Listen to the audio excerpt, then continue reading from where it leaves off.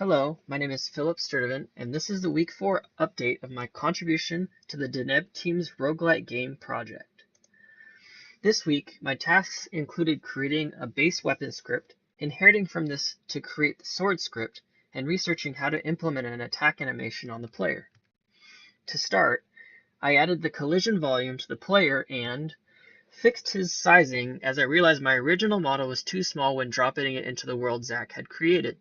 He noted the sizing in Slack, and I conformed to that size. Coming from last week, I had a sprite that had general movement but did not stop in the specific direction when the key was pressed. I researched and found I could have either paused the animation or set the sprite in code, but ultimately needed a better way as it would be used for every weapon. This tutorial helped me understand that I needed 2 variables for movement and 2 to detect which buttons were last pressed.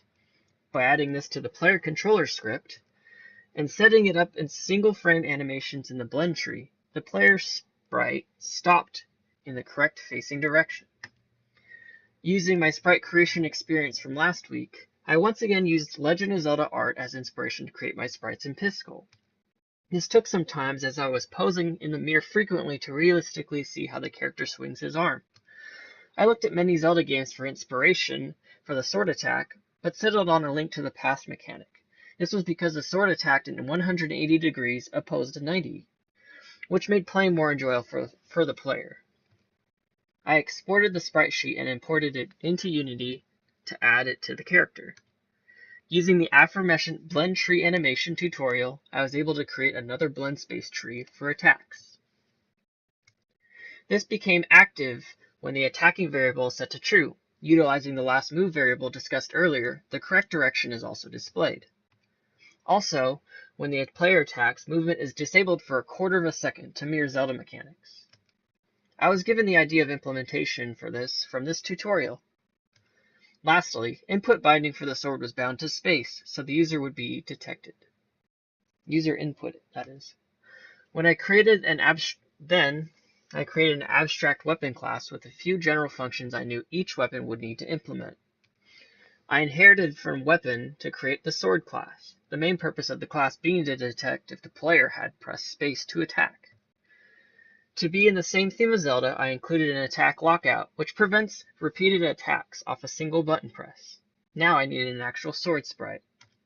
This was also created in Piskel and had similar design to Link's Awakening in terms of size and design. This was added to the level, and a prefab was created. I considered adding it dynamically to the player via the sword script, but needed to animate it by hand. I moved the sword script to the prefab and added a box collider as a trigger to be detected by enemies. I attached the sword to the player prefab and, with the help of this first tutorial, discovered how to access that child from code. This second tutorial helped me with the animation of my sword on the character. This was done by manually moving the sword on each keyframe to present a fluid animation. Lastly, I toggled the sprite and collision visibility so they would be visible on attacks. This set it initially to be hidden. This activates the collision and sprite during the attack, and this keeps the sword and collision deactivated for all their attacks. Though it will be tweaking this to refine the player's behavior, this week's work was successfully accomplished. And here is an example of my player attacking in our game currently.